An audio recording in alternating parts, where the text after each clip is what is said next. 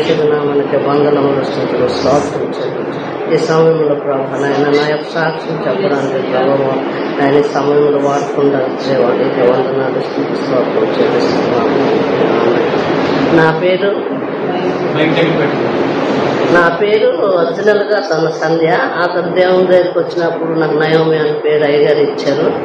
నా యొక్క సాక్ష్యం అంటే నా జీవితంలో దేవుడు నాకు బ్రతికించారంటే నా యూట్రస్ లో నాకు పెద్ద గడ్డలాగా ఉండాలా నాకు తెలీదు.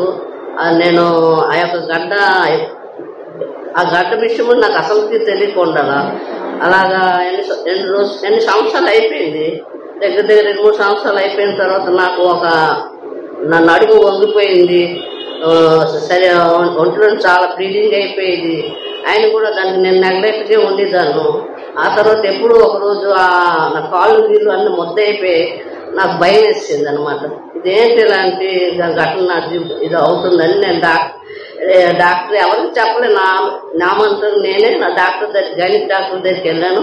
అక్కడ చూపించాను. అతను అన్నారు మరి యూట్రస్లో పెద్ద గడ్డ అయిపోయింది, మరి అతను ఆపరేషన్ చెయ్యాలా, ఆపరేషన్ చేయకపోతే నువ్వు చనిపోతావు అన్నాడు.